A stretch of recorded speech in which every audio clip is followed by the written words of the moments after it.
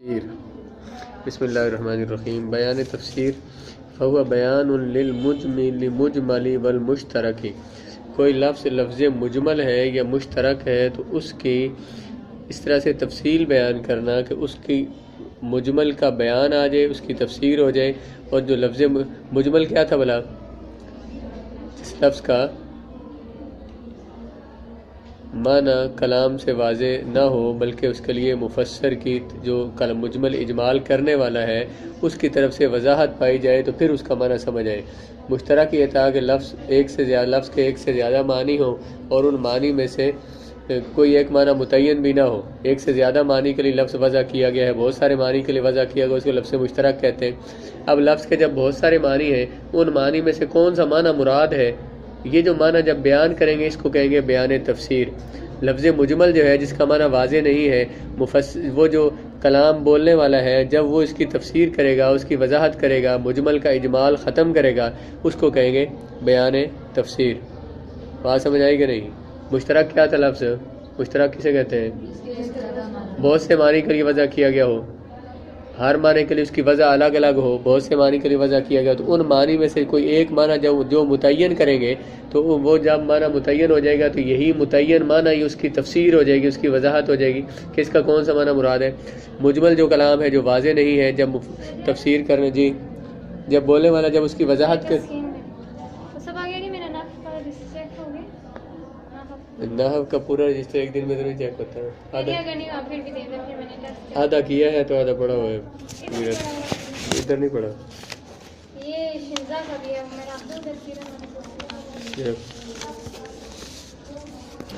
تو مجمل جس کلام کا معنی واضح نہیں ہے تو بندے نے اس کی تفسیر بیان کر دی، اس کا معنی واضح کر دیا، تو یہ جو تفسیر ہوگی اسی کو کیا کہیں گے؟ بیان تفسیر۔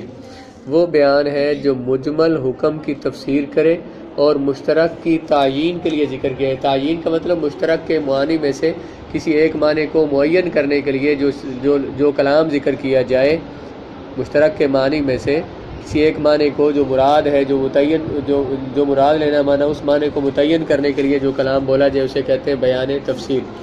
جیسے اللہ رب العزت نے فرمایا اقیموا الصلاۃ وآتوا الزکوٰۃ، نماز قائم کرو، زکوٰۃ دو۔ اب یہ اجمالاً اس کا ذکر ہے، اس کی تفسیر حضور نبی کریم صلی اللہ علیہ وآلہ وسلم کے اقوال اور افعال سے ہوتی ہے۔ تو حضور کے اقوال اور افعال وہ کیا ہے؟ بیان تفسیر ہے، وہ بیان ہے اس کا۔ اور بیان کون سا؟ بیان تفسیر۔ جیسے نماز کے متعلق حضور نے ارشاد فرمایا نماز، اللہ نے فرما دیا نماز پڑھو، اب حضور نے فرمایا صلوا کما رأیتمونی اصلی، نماز کیسے پڑھنی ہے؟ حضور فرمایا جیسے میں پڑھتا ہوں ویسے پڑھنی، جیسے مجھے پڑھتے ہوئے دیکھتے ہو ویسے پڑھنی، یعنی کہ جیسے میں پڑھتا ہوں ویسے پڑھنی ہے۔ اس طرح تو کوئی پڑھ نہیں سکتا، اس لیے جیسے مجھے پڑھتے ہوئے دیکھتے ہو، جیسے مجھے کرتے ہوئے دیکھتے ہو، بس وہ تم نے کرنا ہے، اس طرح سے تو کوئی نہیں پڑھ سکتا۔ اور یہ اقیم الصلاۃ کا جو مجمل کلام تھا یہ اس کی وضاحت ہو گئی، یہ اس کی تفسیر بالفعل ہے، حضور کے فعل سے، کیوں فرمایا جو فعل میں کرتا ہوں، جو میں کرتا ہوں، جو کرتے ہو مجھے دیکھتے ہو وہ کرو، تو مطلب اس طرح کے فعل کرنا، یہ اس کی تفسیر ہے۔ اس طرح آپ صلی اللہ علیہ وسلم کے وہ تمام ارشادات جن میں زکوٰۃ کے نصاب کا تذکرہ ہے، آیت نے کیا کہا تھا؟ آتوا الزکوٰۃ، زکوٰۃ دو۔ اب زکوٰۃ کتنی دینی ہے، اس کا زکوٰۃ کا نصاب کتنا ہے، پھر کتنا عرصہ گزرنے کے بعد دینی ہے، کتنا مال ہو تو دینی ہے، کتنی دینی ہے، یہ ساری وضاحت کس نے فرمائی؟ رسول اللہ کی حدیث نے۔ تو یہ جو زکوٰۃ کے نصاب جن حدیثوں میں ہے تو وہ ساری حدیثیں اس آتوا الزکوٰۃ والی آیت کی تفسیریں ہوگی، وہ بیان تفسیر ہوگا اس کا۔ سمجھ آ گئی؟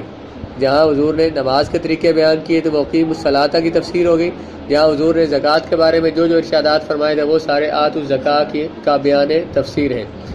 جب کسی نے اپنی بیوی سے کہا کہ بائن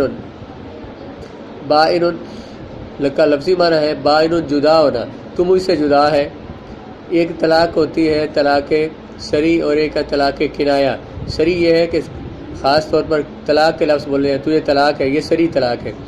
کسی نے کہا کہ تو بائنہ ہے، کسی نے کہا تو مجھ سے جدا ہے، تو فارغ ہے، دفع ہو جا، نکل جا، جو بھی اس طرح کے جتنے کلمے بولے۔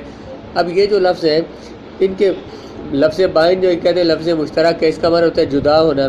اب جدا ہونے کا مطلب یہ بھی ہوتا ہے کہ میرا اور تیرا خاندان جدا جدا ہے، الگ الگ ہے، تو مجھ سے جدا ہے، یہی معنی ہوتا ہے کہ میں نے تجھے طلاق دی ہے، تو مجھ سے جدا ہے۔ اب یہ بہت سارے معنی ہیں، ان معنی میں سے ایک معنی جو بندے نے بیان کیا کہ میری مراد یہاں پہ یہ والا معنی ہے، مثلا میں نے اسے طلاق دے دیا تو مجھ سے جدا ہے، اب یہ معنی متعین ہو جائے گا، یہ جو بندے نے کلام بولا ہے یہ اس کی وضاحت ہو گئی۔ انت بائن، بائن جو لفظ ہے لفظ مشترک تھا، اس کے مختلف معنی لیے جا سکتے ہیں مراد، تو یہاں جب اس نے ایک معنی متعین کر دیا کہ میری مراد یہ ہے کہ میں نے تجھے طلاق دے دی ہے اور تو مجھ سے جدا ہے، تو یہ اس کا بیان آ جائے گا، اس لفظ مشترک کے معنی میں سے ایک معنی اسے واضح کر دیا۔ لیکن یہ ہو سکتا ہے تو مجھ سے جدا ہے، جدا ہے کا مطلب کہ تو الگ بیٹھی ہوں میں الگ بیٹھا ہوں، تو مجھ سے جدا ہے کا مطلب تیرا خاندان الگ ہے مجھ سے، میرا خاندان الگ ہے، اور بھی کئی معنی مراد ہو سکتے ہیں۔ پھر ایک معنی ان میں سے یہ بھی ہے کہ میں نے طلاق دے دی اس وجہ سے تو جدا ہے، تو جب اس نے ایک معنی متعین کر دیا، بیان کر دیا، یہ اس کی تفسیر ہو گئی، اس پر اسے طلاق واقع ہو جائے گی۔ اس میں اس کو طلاق کنایہ، اس دن پوچھ رہے طلاق کنایہ کیا ہوتی ہے، یہ طلاق کنایہ ہے، اس میں نیت بندے کی طلاق کی ہوگی تو طلاق واقع ہوگی، نیت نہیں ہے ویسے اس نے کہہ دیا تو واقع نہیں ہوگی۔ لیکن جہاں صریح لفظ بولے اس نے وہاں پہ نیت نہیں پوچھی جائے گی، لفظ طلاق جب بول دیا پھر نیت نہیں پوچھی جائے گی، طلاق واقع ہو جائے گی۔ جب کسی نے اپنی بیوی سے کہا تھی بائن، اس میں لفظ بائن مشترک ہے، کیونکہ بائن کا معنی ہوتا ہے جدا ہونا، لہٰذا مذکورہ قول میں اس سے مراد خاندان اور نکاح دونوں سے جدائی مراد ہو سکتی ہے، تو میرے خاندان سے جدا ہے، تو نکاح سے جدا ہے۔ مگر جب بعد میں اس نے کہہ دیا اَيَّنْتُ بِهِ الطَّلَاقَ کہ میں نے اس سے مراد طلاق لی ہے، طلاق کا ارادہ کیا ہے، تو اس کا یہ قول پہلے بیان کے لیے تفسیر ہوگا، کیونکہ اس نے مشترک کو معین کر دیا ہے۔ مشترک کیسے تھا لفظ بائن؟ بہت سارے معنی تھے اس کے، جب اس نے متعین کر دیا، ایک معنی متعین کر دیا، تو یہ اس کا بیان تفسیر ہو گیا۔ بیان تقریر کی طرح بیان تفسیر بھی موصولاً اور مفصولاً دونوں طرح صحیح ہوتا ہے۔ لیکن پیچھے بیان تقریر آیا تھا، ایک بندے نے یہ کہا کہ اس کی مثال مثلا جی اس کی مثال یہ ہے، کسی نے کہا کہ جی سارے لوگ آئے، اب اس سے یہ تو سمجھ آتا ہے سارے بندے آئے، لیکن اکٹھے آئے، جدا جدا آئے۔ تھوڑی دیر کے بعد اس نے کہہ دیا کلہم، سارے آئے تھے، ہے نا، سارے اکٹھے آئے تھے، اجمعون اکٹھے آئے تھے۔ اب یہ جو اس نے کلام جو بولا ہے، جو پہلے کلام کی تاکید کر رہا ہے، چاہے یہ اس نے پہلے کلام سے متصل بولا ہو یا اس سے جدا کر کے بولا ہو، یہ اس کی وضاحت کرے گا، اس کی تاکید بھی بنے گا، اس کی تفسیر بھی بنے گا۔ مثلا جیسے اس نے کہا تھا انت بائن، بول دیا، اس کے معنی کہ اس نے وضاحت نہیں کی، ابھی کچھ دیر کے بعد اس نے کہا جی میری مراد اس سے یہ ہے کہ میں نے تجھے طلاق دے دی ہے، تو مجھ سے جدا ہے، اب بھی طلاق واقع ہو جائے گی۔ اور اگر فوراً اس کلام کے ساتھ ہی اس نے اس کی وضاحت کر دی کہ میں نے تجھے طلاق دے دی ہے، تو مجھ سے فارغ ہے، تو پھر بھی طلاق ہو جائے گی۔ یہ جو بیان ہے، یہ اصل کلام جس کا بیان لانا ہے، اس کے ساتھ چاہے متصل ہو چاہے اس سے منفصل ہو، دیر بعد یہ اس کی وضاحت کی جائے، پھر بھی یہ اس کا بیان بن جائے گا، اور جو بندہ کہے گا وہی والا معنی مراد ہوگا۔ جیسے میں نے کہا انت بائن، اس نے کہا تھا تو فوراً اسے وضاحت نہیں کی کہ اس کا معنی کیا ہے۔ بعد میں کسی نے اس سے پوچھا کہ بھائی انت بائن، تو نے کہا تیرا معنی مطلب کیا ہے اس کا؟ اس نے بیان کیا کہ میرا مطلب یہ ہے کہ میں نے اسے طلاق دے دی ہے۔ اب اس کی یہ وضاحت اس کی مان لی جائے گی اور اسے طلاق واقع ہو جائے گی۔ یہ معنی اس کا کہ بیان تقریر کی طرح بیان تفصیل بھی موصولاً متصلاً ہو یا مفصولاً یا منفصلاً ہو۔ یہ جو بیان ہے یہ اصل کلام کے ساتھ جڑا ہوا ہو، پھر بھی اس کا بیان بن جائے گا، اس سے جدا ہو، الگ کر کے بولا جائے، دیر سے بولا جائے، پھر بھی اس کا بیان بن جائے گا۔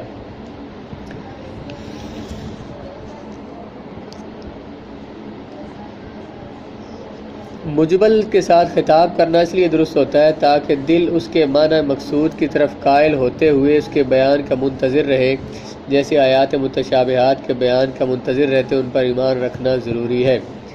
ایک سوال تھا جو سوال بنا رہے، سوال یہ تھا کہ جب مجمل کلام جو ہے قرآن میں بھی ہے حدیث میں بھی ہے، تو جب اس کی وضاحت نہیں کرنی تھی، ہمیں جب تک وضاحت نہ آئے تو ہمیں اس کو بات سمجھ بھی نہیں آتی، تو پھر مجمل کلام حدیث میں قرآن میں کیوں لایا گیا؟